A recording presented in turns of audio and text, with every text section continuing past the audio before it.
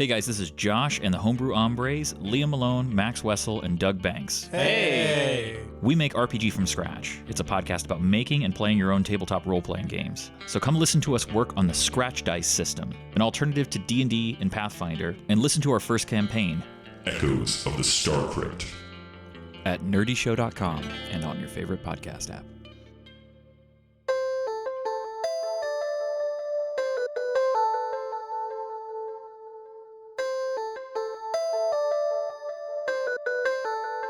The Call of Cthulhu Mystery Program is presented by the Nerdy Show Network, geeky programming for all nerds across the multiverse. It contains content that might not be suitable for all ages. Listener discretion is advised. Welcome to the Call of Cthulhu Mystery Program, Series 2. Hi, I'm Cap. Hi, I'm Josh. I'm Boar. I'm Nikki. This is Lavelle. And I'm Luke.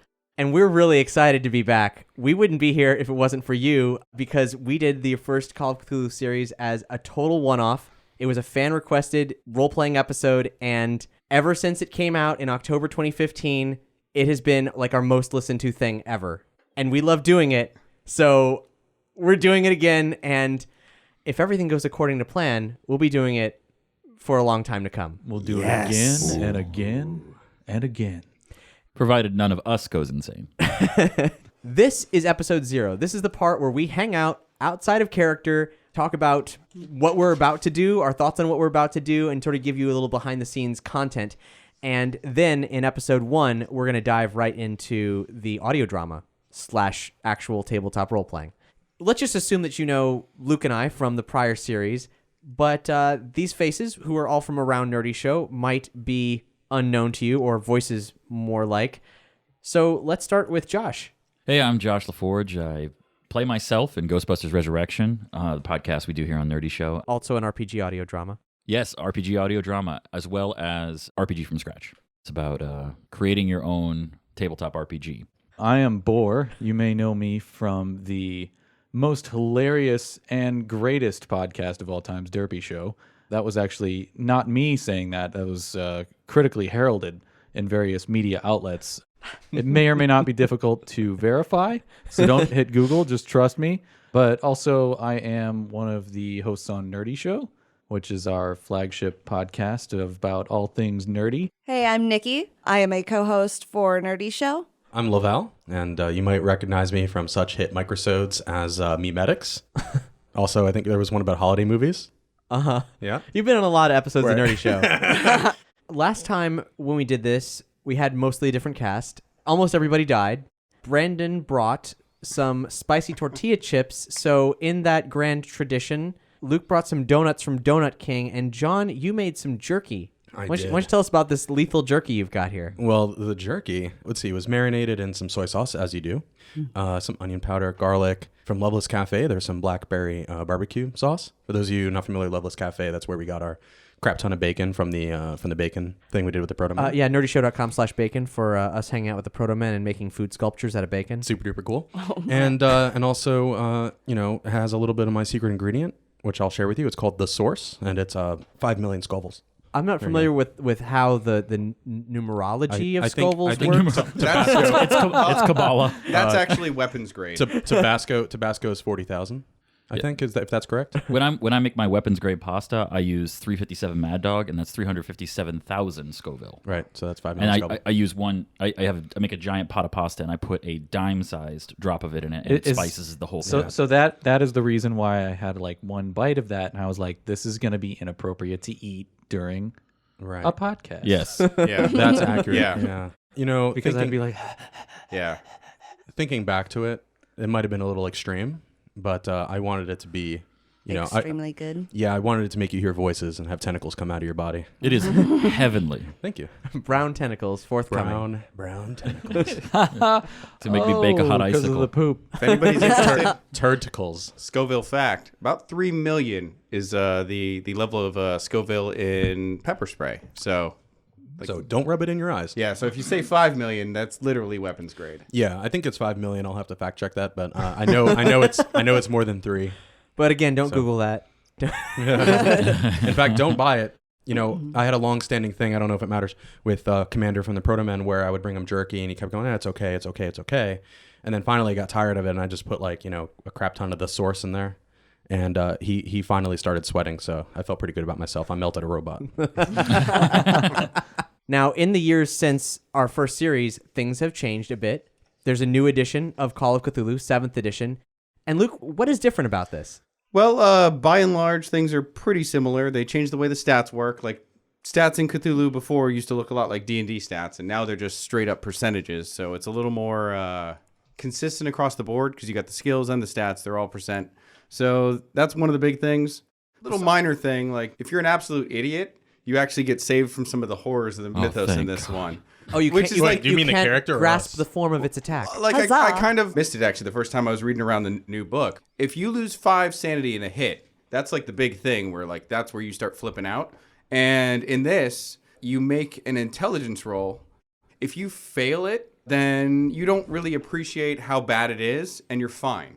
I mean, you're shaken, you lose permanent sanity, but you know, that's one of the concerns. And then So your character's just like, oh, that was weird. yeah, exactly. It's like you're the tick. Yeah, and then so if you make that intelligence roll, then you suffer some kind of psychotic break, and I take over your character temporarily. Ooh.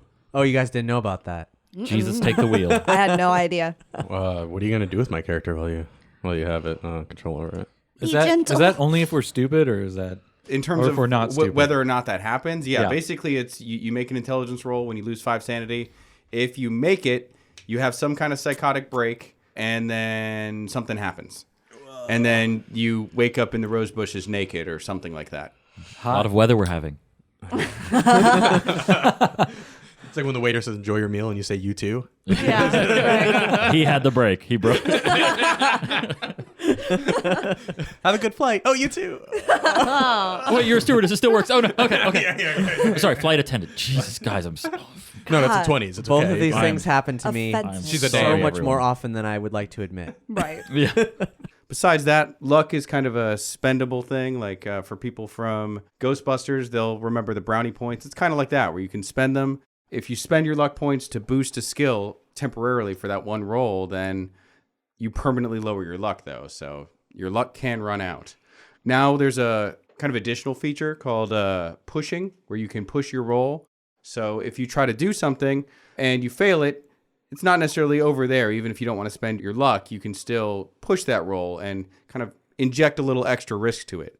So if you're trying to convince this mild-mannered accountant to give you the papers that you need, you can intimidate him.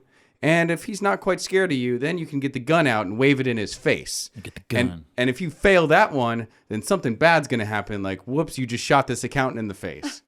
The pushed rolls are just kind of a second chance to do something if you're willing to take the risk. They kind of revamped the character creation. Now you got some background stuff, so more of who you are, what you care about in the world to kind of ground you better and give you a better idea of what you are going to lose when you inevitably die or go insane. Yeah, a thing about Cthulhu that's relatively unique to the system is an inevitability of your character's mortality. And that's one of the reasons why the way we're doing the show is always a different series, because we never know who's going to survive. We never know what's going to happen. So these will Like all real life. all these seasons will basically exist in the same world, but will they have the same characters? That depends on who makes it out and how they make it out. Now, if you're curious with following along in the RPG aspects of the show, easily done. I mean, all of our roles and reactions are going to be in the series, but also you can check out our character sheets on CthulhuMystery.com. We'll have full indexes of all that there. And if you enjoy the show, well, since we're going to try to keep putting it out and we have an original score and a lot of production work, then we're going to need your help. Go to patreon.com/nerdyshow and join us there. Subscribe, and you'll get a ton of bonus content, probably bonus content from this very series, and there's definitely a bunch from the last series. It's the best way to make sure we can continue to do this. Not just the best way, it's kind of the only way.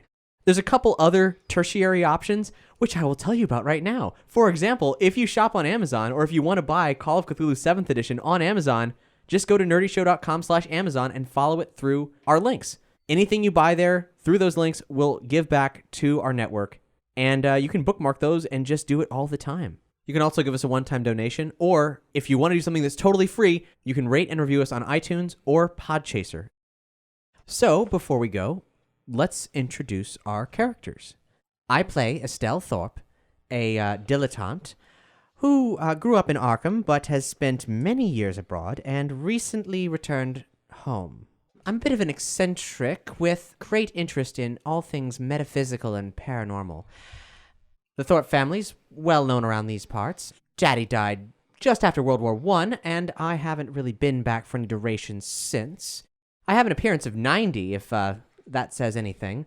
Sort of re-socializing myself to the old stomping grounds.